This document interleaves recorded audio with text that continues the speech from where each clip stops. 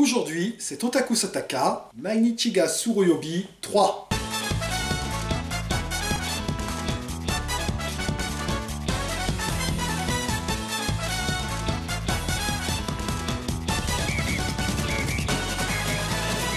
Minasan konnichiwa perfectillum des.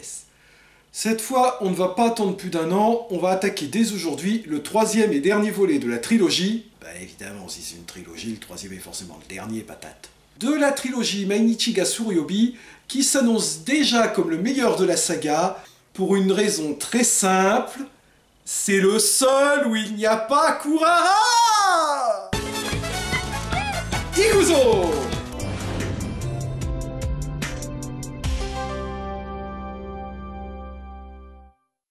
Depuis qu'elle a reconquis son titre de reine des machines à sous en affrontant Kurara, Moe est redevenue une célébrité dans le milieu et partage son temps entre d'un côté les parties de machines à sous dans les salles de jeu qu'elle fréquente avec ses trois meilleurs amis, Mana, l'employé de salle au regard de coquard dépressif qui touche un peu au bandit manchot à l'occasion, Pinch, son mentor, et Sayaka, fashion victime rigolarde, à qui Moe prodigue à l'occasion de sages conseils, comme par exemple l'importance d'avoir des ongles bien manucurés pour jouer aux machines à sous. Et de l'autre, son travail d'assistante de rédaction pour le magazine Pachisuro Koryaku Magazine, ou ses relations avec son ex-supérieur Vitaichi dont elle a piqué la place, sont toujours aussi amicales que celles entre Washington et Pyongyang.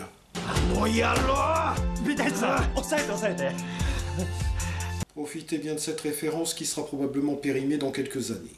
Aussi, quand une nouvelle salle de jeu appelée Greenpeace 7, est-ce que ce nom est une référence à la chanson Love Body 7 de Nao Nagasawa qui sert de générique de fin à cet épisode, ou est-ce que je vais chercher trop loin?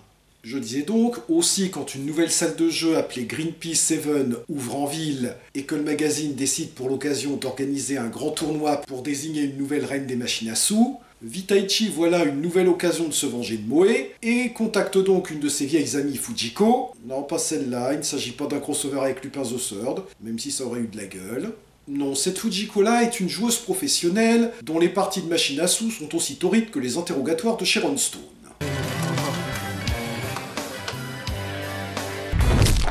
Néanmoins, quand Vitaichi lui propose de participer au tournoi, elle n'est pas très intéressée, jusqu'à ce que ce dernier mentionne le nom de Pinch.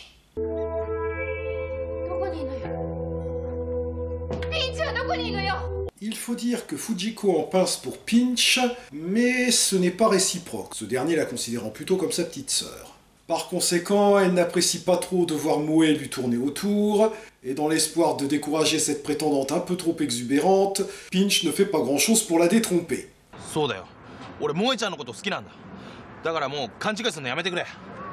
Alors que dans les faits, je rappelle qu'il s'est quand même pris un râteau contre une machine à sous. À son grand regret d'ailleurs. Il devrait peut-être essayer de se mettre au football, il aurait peut-être ses chances. Oui, je dis ça parce que Nao Nagasawa, qui joue le rôle de Moe, est marié à un footballeur dans la vraie vie. Ok, bon, ben, à l'avenir, je vais essayer d'éviter de faire des blagues référentielles avec des références que je suis le seul à connaître, donc... Ah oui, sinon, non, je ne sais pas pourquoi elle inspiradera sous le menton pendant tout le film. Notez, si elle s'est coupée en se rasant, ça expliquerait peut-être pourquoi Pinch n'est pas très chaud pour sortir avec.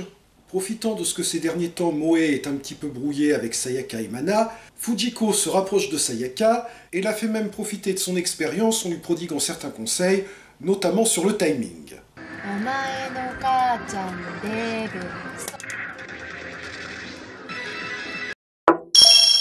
Une poule sur un mur qui picore du pain dur. Vous avez vu? Ça marche aussi avec d'autres jeux. Évidemment, Moe finit rapidement par comprendre que Fujiko ne se rapproche de Sayaka que pour la rendre jalouse, et que Vitaichi est une fois de plus derrière tout ça. Ah! Ils ont quand même trouvé le moyen de la mettre dans le film! Mais qu'est-ce que je vous ai fait? Allez, c'est pas grave, c'était juste un poster, d'accord? On va se calmer, on va pas rouvrir une boîte de l'exomide rien que pour ça. Focus! Je disais donc, Moe n'est pas longue à comprendre que Fujiko ne se rapproche de Sayaka que pour la rendre jalouse, et que Vitaichi est une fois de plus derrière tout ça.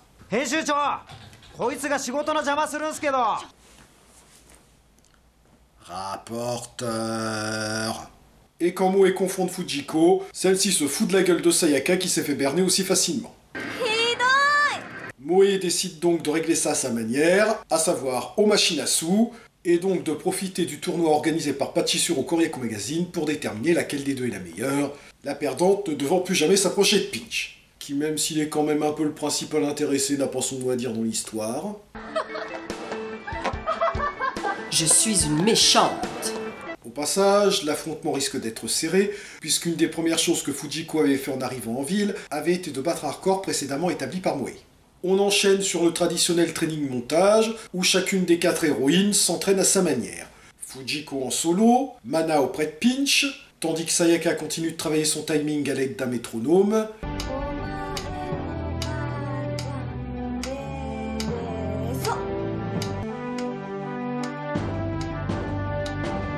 Et si je peux me permettre, elle devrait peut-être aussi travailler sa concentration.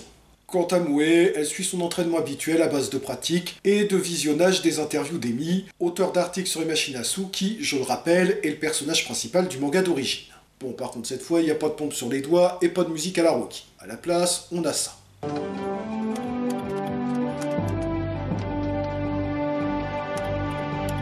Sympa, mais ça vaut pas l'original. Et arrive enfin le jour du tournoi tant attendu, où les candidates se bousculent. Ouais, ben, bon courage pour les compter, mec. 5,271,009,010. C'est l'heure du duel. Et c'est parti pour un tournoi de plus de 12 heures. Et oh, elle est en haut sa tête. Voilà, c'est mieux. Tournoi qui met la concentration de Sayaka à rude épreuve, et où, comme d'habitude, Moe a quelques difficultés au début, mais finit par se ressaisir. Voilà la musique à la Rocky. Bah où t'étais passé pendant tout ce temps, je m'inquiétais moi. Et à mesure que le tournoi progresse, les amis de Moe changent de place pour s'asseoir à côté d'elle, tandis que Fujiko reste toute seule dans son coin. Et arrive enfin le moment du verdict.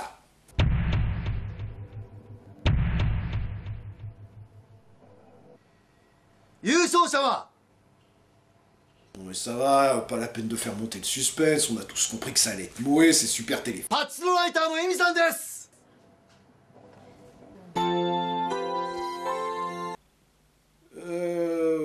Ok... Bon twist.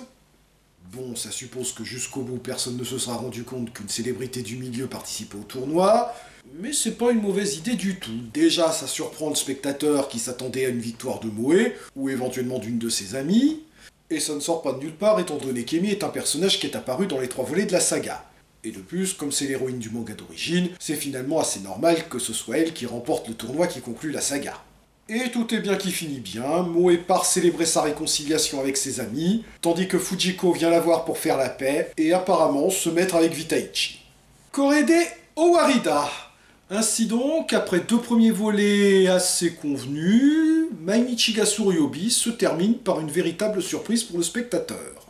Mais la plus grosse surprise que cette série aura faite au spectateur, c'est de ne pas être ridicule.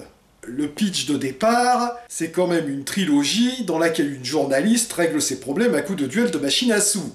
Je veux dire, quand on vous présente la série comme ça, vous vous dites, bon ok, soit ça va être une grosse déconnade façon Yu-Gi-Oh! Mais avec des machines à sous à la place des duels de cartes, soit ils vont traiter ça sérieusement et ça va être un bon gros nanar bien hilarant. Eh ben non. Non seulement Mainichi ga Tsuruyobi est complètement premier degré, mais n'est jamais ridicule, ne fait jamais rire à ses dépens.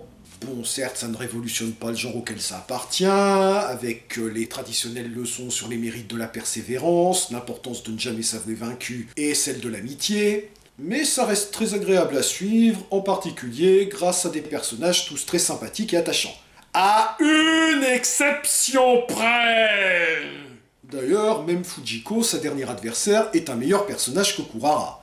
Elle est moins caricaturale, sa personnalité exubérante et le fait que même si c'est à des fins manipulatrices, elle sait se montrer amicale à l'occasion, la rendent tout de suite plus sympathique aux yeux du spectateur.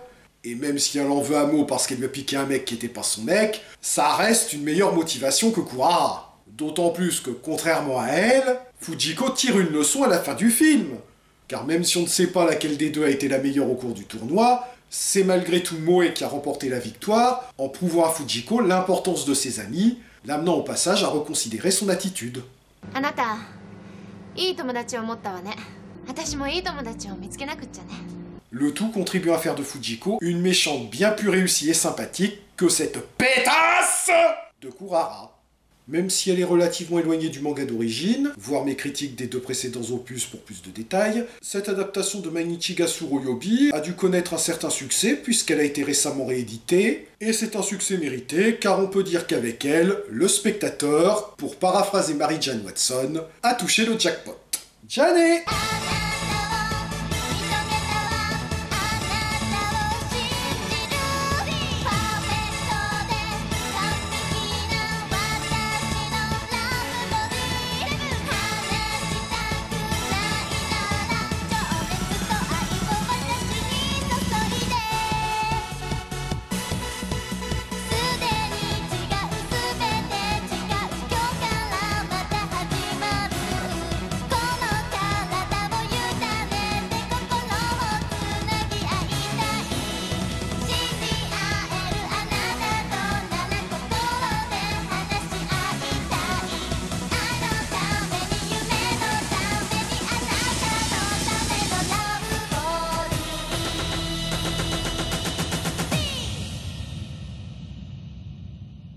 Ah oui, et sinon, je sais pas du tout pourquoi durant tout le film, elle a un sparadrap. Kitty, on ne massacre pas son prochain.